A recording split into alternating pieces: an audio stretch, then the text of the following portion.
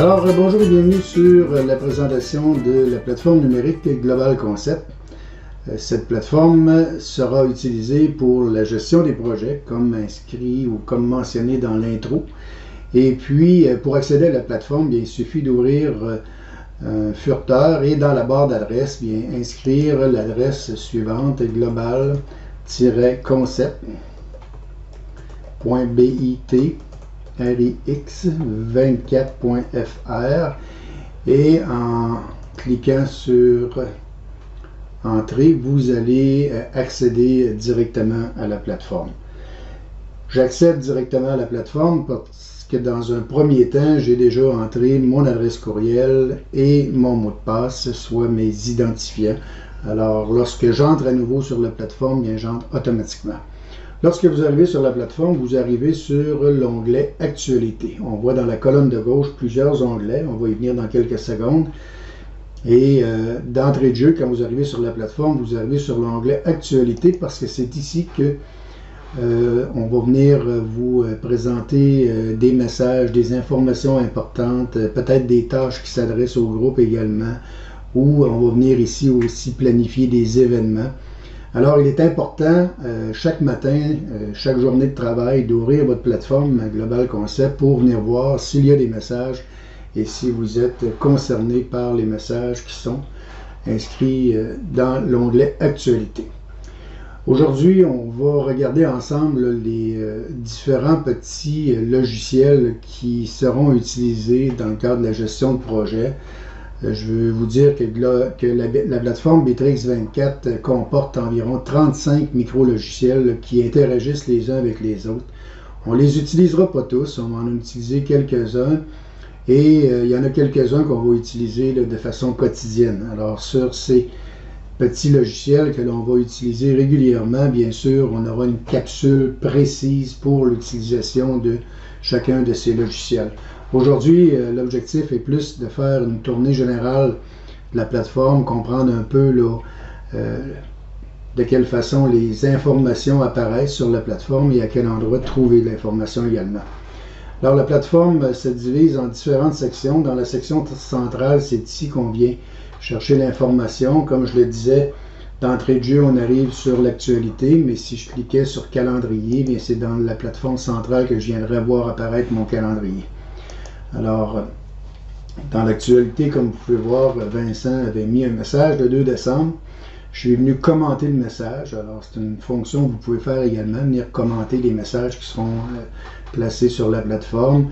Vous pouvez venir soit aimer, mettre un émoticône ou répondre à un commentaire. Alors, c'est un endroit de communication. Alors, c'est pour ça que c'est important chaque matin d'ouvrir la plateforme pour accéder aux informations qui seront présentées dans l'actualité. Dans la colonne de gauche, on voit qu'il y a d'autres onglets et tâches et projets ainsi que groupe de travail. On va y revenir dans quelques minutes. J'amène votre attention maintenant sur l'onglet calendrier. Et puis, quand vous accédez à la plateforme, vous accédez à votre section qui vous est personnelle dans la plateforme. Alors, sur la plateforme, il y a des informations qui sont strictement réservées à vous de façon individuelle.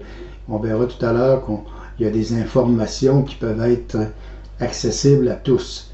Par exemple, dans le calendrier, bien, quand vous entrez des informations dans mon calendrier, vous êtes la seule personne à avoir accès à ces informations-là. Par contre, si vous entrez des informations dans le calendrier de l'entreprise, bien évidemment, ici, tous ceux qui sont employés de l'entreprise vont pouvoir avoir accès à l'information qui sera entrée ici. Le calendrier de l'entreprise va servir essentiellement à planifier des réunions et à inviter des membres d'une équipe ou à inviter des employés dans l'entreprise à participer à cette réunion. On voit que sur la droite, là, il y a disponibilité de salle de réunion, mais on viendra expliquer comment tout ça fonctionne là, dans un tutoriel subséquent. Vous avez aussi dans la colonne de gauche un CRM. Un CRM, c'est un outil qui sert à gérer la relation avec les clients. Alors, dans le CRM, on a 3 onglets qu'on utilise principalement, prospect, transaction et contact. On va également utiliser entreprise dans le cas présent parce que, évidemment, on fait affaire la plupart du temps avec des entreprises, mais tous ces onglets sont connectés les uns avec les autres. Alors, je peux entrer un nouveau contact et lui associer une entreprise. Alors, quand j'ouvrirai l'entreprise dans le CRM, j'aurai aussi accès au contact et ainsi de suite. Alors, le CRM est principalement réservé à la vente des services. Alors, on ne perdra pas trop de temps sur le CRM puisque vous n'aurez pas nécessairement à travailler en profondeur avec cet outil. On y reviendra ultérieurement. Vous avez un Bitrix Drive et c'est le même principe que le calendrier. Il y a une section qui vous est privée, puis il y a une section de groupe. Alors, on voit qu'il y a mon disque. Dans mon disque, ce sont mes documents à moi. Puis dans le drive de l'entreprise, bien, ce sont les documents qui appartiennent à l'entreprise auxquels vous avez accès. Que ce soit dans mon disque ou dans le drive de l'entreprise, bien, lorsque j'accède à un document, par exemple, si j'accède à ce dossier, il n'y a pas véritablement de fichier à l'heure actuelle, mais on pourrait venir donner des droits d'accès ou enlever des droits d'accès sur chacun des dossiers. Alors, on y reviendra ultérieurement également. On a un onglet qui s'appelle Chat et Appel. Alors, cet onglet nous permet de communiquer entre nous. Et puis, on voit en ouvrant l'onglet qui sont les personnes qui sont en ligne. On voit que Daniel Laflamme présentement est en ligne. Et puis, on peut envoyer de l'information. Alors, j'ai dit « Salut Dan, bienvenue dans la plateforme ». Dan a écrit « Bon matin Gérard ». Je lui ai demandé de donner des plages pour que je puisse entrer ses tâches dans la plateforme et qu'on monte véritablement, qu'on commence à créer de façon fonctionnelle l'outil de gestion de projet. On y reviendra également pour ce qui est du chat et appel parce qu'il y a plusieurs fonctions à l'intérieur de ça qui sont importantes. Dans la messagerie, bien, vous pouvez ajouter, connecter une adresse. Vous voyez toutes les possibilités, soit une adresse Gmail, Outlook, une adresse IMAP par exemple, ou Exchange. Alors, toutes les possibilités sont là et vous aurez aussi un tutoriel pour savoir comment faire en sorte que vos courriels soient accessibles dans la plateforme Global Concept. L'avantage d'avoir une boîte courriel, c'est que si vous avez à communiquer avec un client, bien, vous pouvez offrir la fiche client dans le CRM et puis envoyer un courriel au client directement à partir de sa fiche client. Et évidemment, l'information va rester dans la fiche du client. Donc, on a le pedigree de toutes les actions qui ont été posées, tous les gestes qui ont été posés avec le client, bien, sont répertoriés à l'intérieur de la fiche client. Alors, la messagerie est un outil important que vous aurez à utiliser. Entreprise, c'est davantage pour nous permettre de pouvoir vous associer à différents départements. Vous n'aurez pas véritablement touché à cet aspect-là. Base de connaissances, vous allez y avoir accès prochainement.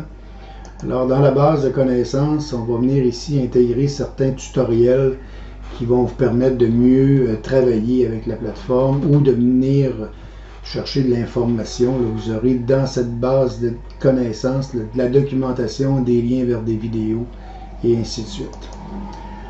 On a un vidéo conferencing. Alors, le vidéo conferencing peut travailler avec jusqu'à 48 personnes. C'est le même principe que Zoom. On peut créer une conférence et inviter les gens qui sont sur la plateforme, même des gens qui sont à l'extérieur pour pouvoir faire un meeting. Par exemple, on a un point à discuter, bien, au lieu de planifier une réunion, faire déplacer tout le monde à la salle de conférence, bien, on pourrait simplement créer une conférence et inviter les gens pour qu'ils viennent donner leur point de vue sur le sujet à discuter.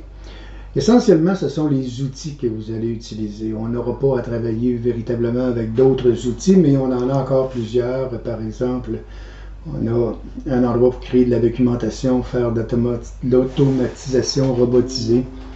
On a la gestion de temps et de rapports là, qui va être utilisée principalement là, pour analyser les temps relatifs aux tâches lorsque ce sera nécessaire.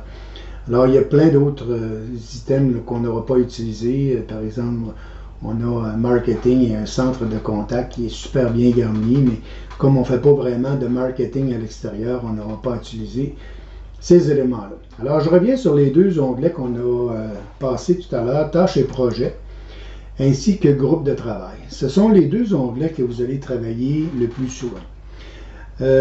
Pour éviter toute confusion, disons que les deux onglets sont semblables.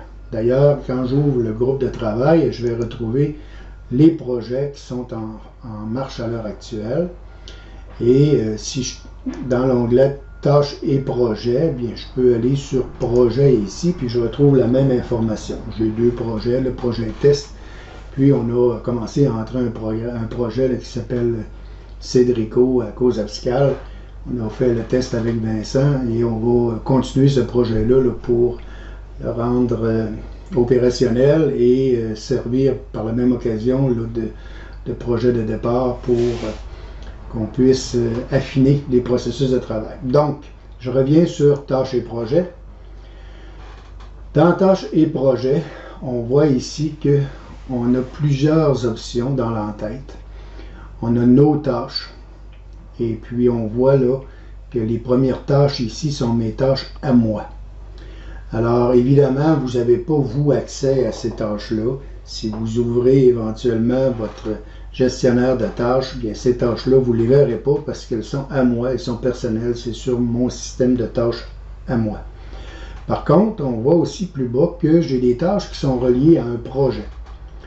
Et si le projet a été ouvert à tout le monde, bien évidemment, chaque personne verrait les tâches reliées à ce projet dans son gestionnaire de tâches. Alors, chaque fois que vous allez ouvrir vos tâches, vous allez avoir accès à vos tâches personnelles et vous allez avoir accès aux tâches qui sont dans des projets sur lesquels vous avez été invité et que vous aurez à travailler éventuellement. On voit que à côté de tâches, on a en cours. Ça, c'est le nombre de tâches qui sont en cours actuellement. Comme organisateur, par exemple, d'un projet ou responsable d'un projet, bien, je pourrais décider de déléguer des tâches. Donc, je pourrais assister des tâches, je pourrais assigner des tâches et je pourrais agir à titre d'observateur également. On va le voir tout à l'heure. Maintenant, on peut diminuer le contenu avec la petite flèche ici et puis on va se diriger vers projet.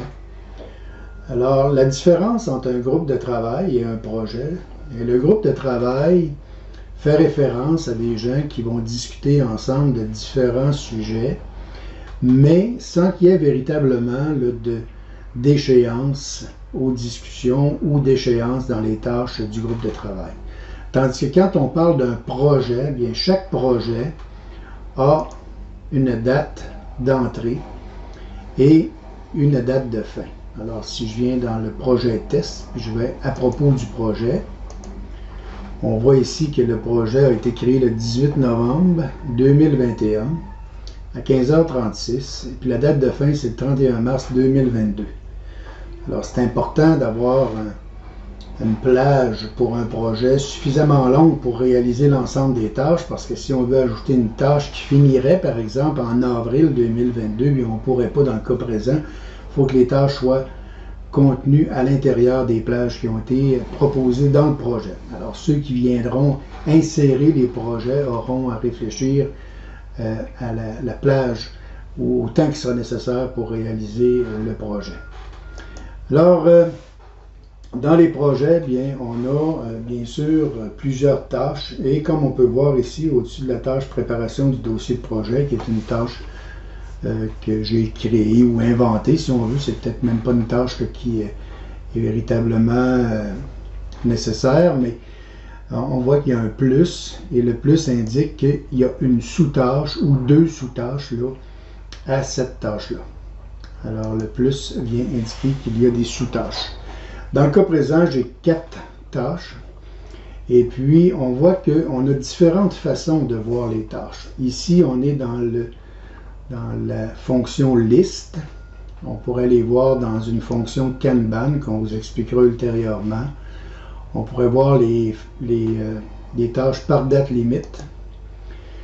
On pourrait voir également, on voit que dans les tâches par date limite, là, il y en a qui sont dues prochainement, il y en a qui sont à terminer cette semaine, il n'y en a pas à terminer aujourd'hui, mais il y en a à terminer cette semaine, il y en a pour la semaine prochaine, il y en a qui n'ont pas de limite encore.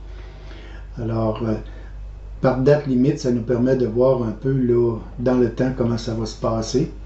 Planificateur, c'est exactement le même principe que Kanban, mais le planificateur, c'est votre planificateur à vous. C'est vous seulement qui pouvez travailler votre section planificateur. Donc moi, je pourrais décider de planifier mon temps d'une certaine façon ou décider de répartir mes tâches sur différentes sections ou sur différentes périodes ou différentes plages, donc aujourd'hui, demain, après-demain, et ainsi de suite. Alors je peux ajouter ici des plages comme au besoin et puis venir insérer un nom dans la plage et agencer le planificateur pour que ça corresponde à mes besoins. Calendrier, bien c'est les tâches sur le calendrier. On ne se servira pas régulièrement de ça, on va se servir cependant de Gantt. Gantt, ça nous donne un tableau synoptique du projet ainsi que de la relation qu'il y a entre chacune des tâches. Alors, le service terrain ne se ferait pas, dans le cas présent, avant que la préparation du dossier de projet soit réglée. Et on a dit que la préparation du dossier de projet, qui a été créé le 3 décembre, devait se terminer le 9 décembre. Alors ici, on voit que ça a été créé le 3 décembre, ça débute le 3 décembre. Il y a une date limite qui est le 10, mais on veut que la date de fin soit le 9. C'est la date de fin qui est importante. Et la barre rouge ici correspond à la date limite. Dans certaines tâches, on va se rendre compte qu'il n'y a pas de date limite. Par exemple, dans cette tâche-ci, on voit que la date limite, il n'y en a pas. Il n'y a pas de barre rouge non plus pour nous indiquer qu'il y a une date limite. Mais on voit la relation entre chacune des tâches, et ça, c'est un élément important parce que ça nous permet dans le temps de pouvoir planifier. Par exemple, moi, si je suis dans la section des plans préliminaires, bien, je peux m'attendre à avoir aux alentours du 15 d'ouvrage à faire pour ce projet-ci, qui est le projet test. Si je suis dans le service terrain, bien, je peux m'attendre que dans la semaine du 8, là, aux alentours du 8, je devrais avoir des tâches qui vont m'être assignées pour réaliser ce projet-là. Alors, on va revenir plus en détail dans les projets, dans les tâches également. Je peux, par contre, vous indiquer un peu comment on entre une tâche. Alors, on va revenir sur l'onglet Tâches et vous pouvez insérer des tâches qui vous sont personnelles, qui n'ont rien à voir avec l'entreprise. Vous avez la possibilité de le faire et puis vous allez être les seuls à voir vos tâches, bien entendu. Alors, pour entrer une tâche, on peut cliquer, c'est-à-dire sur Nouvelle tâche. Il y a plusieurs autres endroits où on peut créer des tâches également. Mais la plupart du temps, on va créer une tâche en cliquant ici. Dans le menu à droite, on a une nouvelle tâche qui est la même chose, mais on pourrait faire une tâche d'après un modèle qui aurait été déjà créé. Dans votre cas, à vous, je pense que vous n'avez pas accès au modèle parce qu'on veut réserver les modèles pour la gestion de projet. Alors, on les a montés de façon à ce que ce soit toujours la même chose qui apparaît dans la gestion de projet. Maintenant, les tâches, comme je le disais, vous pouvez entrer dans l'onglet Tâches et projets, venir cliquer sur Tâches puis ajouter une nouvelle tâche. Quand vous ajoutez une tâche, vous allez inscrire la chose à faire, par exemple, finir le dossier 4523. Et on pourrait, bien sûr, en créant la tâche, on est responsable. Maintenant, comme responsable, moi, si j'avais des employés, bien, je pourrais décider que c'est une autre personne que moi qui suis responsable de cette tâche et la personne se verrait assigner la tâche. Maintenant, quand on crée une tâche, on a différents rôles. Il y a le responsable, il y a celui qui a créé la tâche. On peut avoir des participants, donc une tâche qui devrait être réalisée par 2 ou 3 personnes, bien on créerait la tâche, puis on viendrait ajouter des participants en cliquant sur Ajouter, là, après avoir cliqué sur Participants. On pourrait avoir aussi des observateurs. Les observateurs, c'est des gens qui veulent voir comment se déroule la tâche, mais qui ne participent pas activement à la réalisation de la tâche. On pourrait vouloir mettre une date limite à la tâche, donc une échéance. Et puis, on pourrait l'associer à un projet, cette tâche-là. Si vous avez des projets personnels, vous pouvez l'associer à des projets, mais vous ne pourriez pas. Moi, je peux le faire là, parce que je peux l'associer à projet test, parce que je suis l'administrateur et c'est moi qui ai créé le projet test, mais de votre côté, vous ne pourriez pas l'ajouter à projet test là, parce que le projet est privé. On pourrait aussi vouloir faire le suivi des heures. Alors, le temps qui est prévu pour la tâche, supposons qu'on dit 3 heures, bien, on va voir tout à l'heure comment ça fonctionne, mais ça donne un bon coup de main là, pour pouvoir évaluer si notre perception du temps que ça prend pour réaliser la tâche est la bonne. Je pourrais aussi associer cette tâche-là à un client. Alors, on voit ici que j'ai des contacts, j'ai des compagnies, j'ai des leads. Donc, les leads, ce sont les gens qui font partie de l'onglet prospect. Puis, j'ai des deals. Les deals sont les gens qui font partie de l'onglet transactions. Alors, vous ne devriez pas avoir nécessairement à ajouter des tâches à un client. Et si vous aviez à le faire, bien, il y a une autre façon de le faire qui fonctionne, qui est encore plus naturelle, disons. Et on y viendra dans le tutoriel où on parlera là, du CRM et de l'utilisation des différentes fonctions dans le CRM. Alors, on voit qu'il y a un plus ici. Je pourrais aller sélectionner d'autres options, ajouter un rappel sur la tâche, je pourrais répéter la tâche. Supposons que chaque vendredi matin, j'ai une job de comptabilité à faire, bien, je pourrais faire en sorte que la tâche soit répétée chaque vendredi matin. Je pourrais ajouter la tâche précédente. Je ne vous invite pas à le faire ici. On le fait directement dans le diagramme, mais en ajoutant la tâche précédente, bien, dans le Gantt, ça lierait les deux tâches ensemble. C'est peut-être pas nécessaire de le faire encore une fois là, à partir d'ici. C'est plus facile de le faire directement à partir du tableau Gantt. Est-ce que cette tâche-là est une sous-tâche d'une autre tâche? On pourrait mettre des mots-clés, faire de la dépendance là, entre les tâches, et on viendra sur cet aspect-là dans le tutoriel qui sera réservé aux tâches et projets. Alors, en cliquant sur « Ajouter la tâche », bien, elle vient s'ajouter automatiquement. Création de tutoriel, c'est pas la tâche. La tâche, elle est... Finir le dossier 4253, il est venu s'insérer ici. On voit en dessous qu'il y a une petite barre bleue. Ça veut dire que cette tâche-là, on veut suivre le temps pour la réaliser. Dans la création de tutoriel, bien, on voit ici que le temps avance. C'est que j'ai débuté le temps pour la création du tutoriel quand j'ai commencé à travailler ce matin. Et on voit que j'ai 2h42 minutes. On retrouve l'information aussi dans l'entête, dans le planning quotidien. Donc, à côté de l'heure, ici, on voit qu'il y a 2 tâches. Et puis, on voit qu'il y a un compteur là, qui avance. Alors, quand je clique ici, j'ai accès à mon planning quotidien. Le matin, vous allez voir que cette section-là va flasher parce qu'on vous demande de débuter votre journée de travail. En fait, on vous demande de puncher. Ça fait qu'en entrant, vous cliquez sur l'heure ici, puis vous allez pouvoir cliquer sur débuter la journée. En cours de journée, si vous vous arrêtez pour dîner, bien, vous pouvez prendre un temps de pause, bien entendu. Puis à la fin de la journée, c'est important de terminer la journée.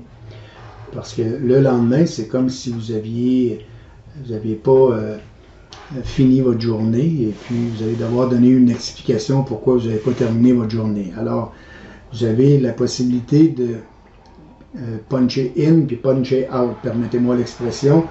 Alors, vous indiquez à la plateforme que vous commencez à travailler.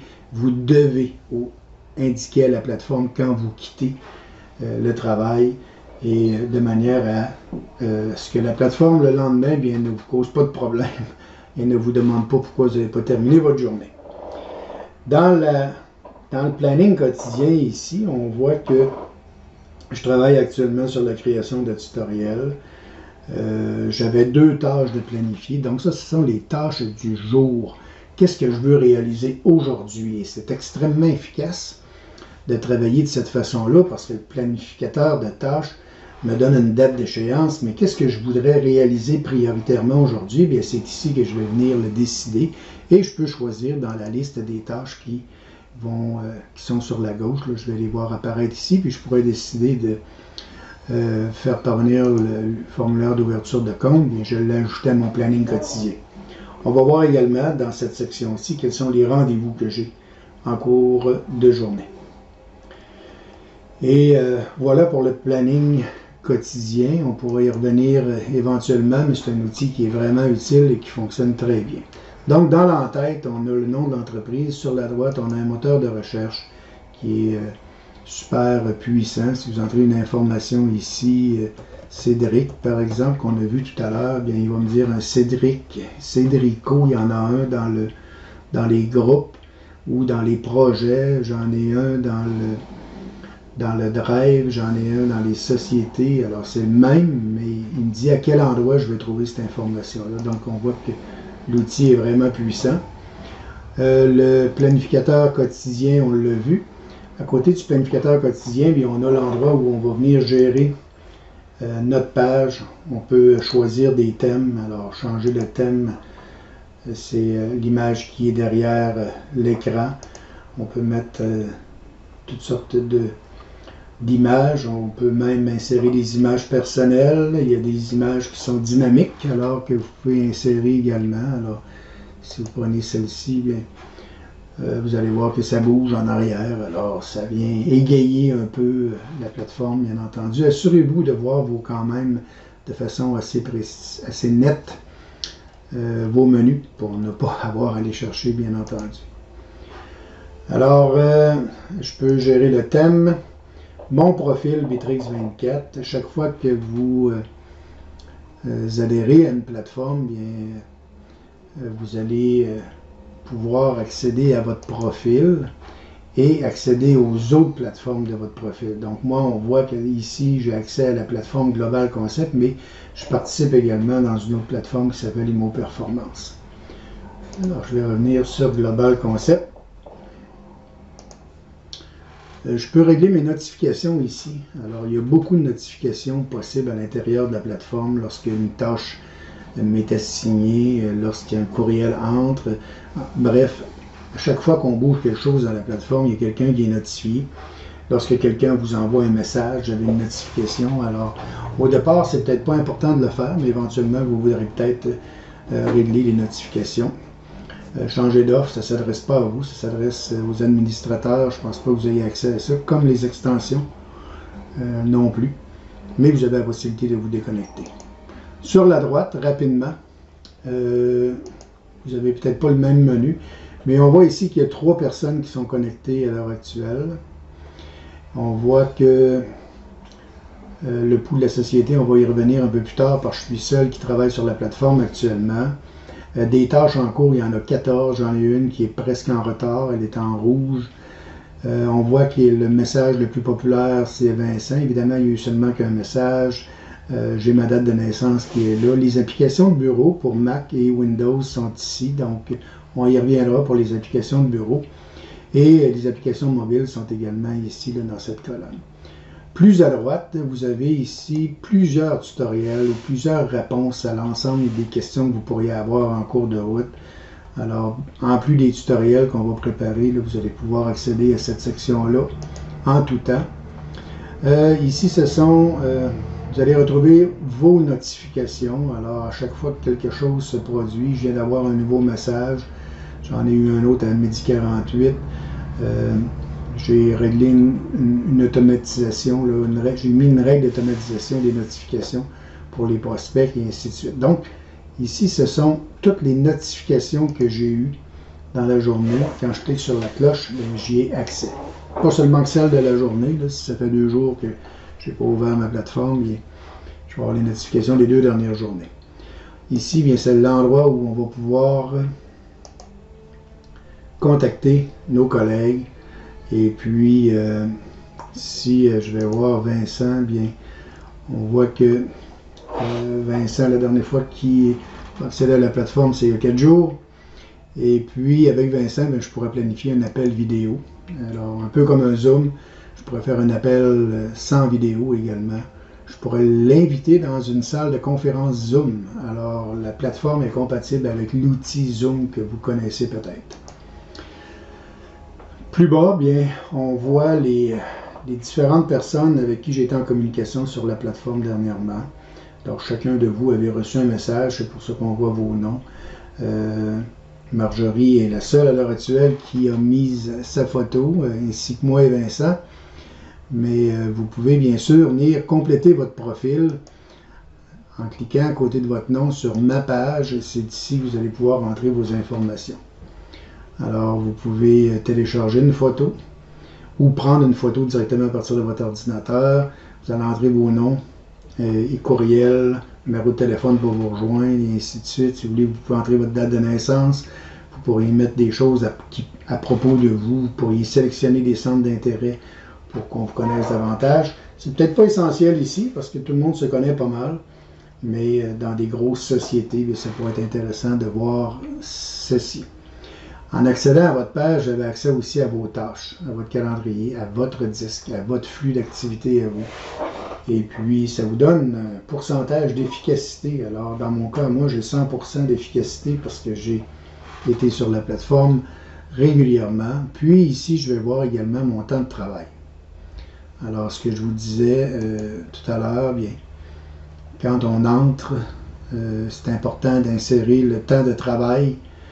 C'est important parce que ça vous sera demandé ultérieurement, on y reviendra, là, mais s'il y a des tâches sur lesquelles on veut calculer le temps requis pour réaliser la tâche, bien, il s'agira, par exemple, quand vous entrerez dans tâches et projets, et si je voulais finir le dossier, puis que je voulais débuter, ben, je peux débuter le compteur, c'est-à-dire, bon, je peux soit entrer dans la tâche et lancer le time tracking, ou je peux simplement cliquer sur l'onglet bleu ici. Puis là, on me dit que j'utilise déjà le time tracking pour la création de tutoriels, alors je ne peux pas faire 2 tâches en même temps. Il faudrait que je termine celle-ci, ce que je viens de faire, et que je débute celle-ci, ce que je viens de faire. Alors, dans quelques secondes, on va voir apparaître là un temps de travail pour finir le dossier. Parfois, on entre des informations sur la plateforme et puis on ne voit pas tout de suite le changement. Alors, il s'agit d'aller dans la petite roue ici là, et de faire un refresh sur la page. Ça nous ramène et ça met les informations à jour. Alors, dans les tâches, bien, on voit ici que j'en ai une en retard, puis j'en ai une sur laquelle j'ai eu un commentaire. Alors, je vais aller voir quelle est la tâche. Tâche test 1, on m'avise que c'est demain à 10h57 qui est ma date limite. Alors, c'est le commentaire que j'ai eu. On peut les voir, les commentaires ici. La tâche est presque en retard. Envisagez de fermer la tâche ou de modifier la date limite. Alors, vous savez, c'est bien fait parce que quand on sera dans la gestion de projet, qu'on aura prévu des échéances, bien, en ouvrant votre gestionnaire de tâches, vous allez pouvoir immédiatement voir s'il y a des tâches qui sont en retard ou s'il y a des tâches qui sont sur le point d'être à leur échéance. Alors, ça fait un peu le tour de la plateforme. En terminant, j'aimerais vous dire que on va utiliser la plateforme graduellement. Alors, vous n'avez pas à maîtriser ça la semaine prochaine, là. On va y aller étape par étape. On va y aller onglet par onglet, mais éventuellement, vous allez vous rendre compte que c'est assez simple d'utilisation. Quand on comprend un peu la logique derrière tout ça, c'est assez simple d'utilisation, c'est très intuitif. Puis, finalement, on ne peut véritablement pas faire d'erreur parce que s'il arrivait qu'on efface une tâche pour une raison ou pour une autre, puis c'est toujours possible là, de récupérer là, ce qui est enlevé. Alors, ne vous en faites pas, il n'y a pas d'inquiétude à naviguer sur la plateforme, à aller explorer les différents onglets. Quand vous entrez sur la plateforme, évidemment, vous entrez sur votre section à vous. Alors, vous avez la possibilité de venir mettre des informations là-dedans qui vont être réservés à vous et que personne d'autre aura accès. Donc, dans cette section-là, vous pouvez faire ce que vous voulez. Il n'y a pas de risque d'erreur. Lorsqu'on crée des projets, la volonté actuellement, c'est que quand on crée un nouveau projet, on a la possibilité de créer un projet qui est ouvert. Alors, on va voir ici, éventuellement, que je veux créer un projet, pas un groupe de travail. Je voudrais donner un nom au projet. Je vais mettre un thème, je vais mettre une icône. Par la suite, je vais, le champ est requis, je vais marquer test 2 par exemple. Et puis en cliquant sur suivant, on me demande est-ce que c'est un projet public. Alors s'il était public, tout le monde pourrait y accéder et tout le monde pourrait faire les changements voulus. Alors chaque fois qu'on crée un projet, on crée un projet privé. Alors l'accès au projet se fait sur invitation. Alors vous pouvez peut-être entendre parler éventuellement qu'il y a un projet. Puis vous n'avez pas été invité dans ce projet-là, c'est probablement parce que vous n'avez pas de tâches à réaliser à l'intérieur de ce projet-là. Alors, si c'est le cas, bien ne vous en faites pas, c'est pas parce que on ne veut pas vous inviter, c'est simplement parce que probablement vous n'avez pas de tâches, donc c'est moins pertinent que vous fassiez partie du projet. Cependant, je doute que ça arrive, je pense que chaque projet qui va être créé, pour chaque projet créé, vous serez toujours invité probablement. Il y a des projets secrets. Alors, les projets secrets apparaissent même pas dans la liste des projets. Lorsque je crée un projet secret, c'est à moi, personnellement, et ça apparaît pas dans la liste des projets. Alors, voici la présentation. Une présentation rapide, même si ça a pris presque 40 minutes. C'est une présentation assez rapide de la plateforme. Et dans des tutoriels subséquents, bien, nous irons explorer chacun des onglets pour être en mesure de posséder et de travailler efficacement avec chacun d'eux. Alors, merci pour votre écoute et puis n'hésitez pas à communiquer avec moi si vous avez besoin d'informations supplémentaires. Alors, bonne fin de journée. Merci. Au revoir.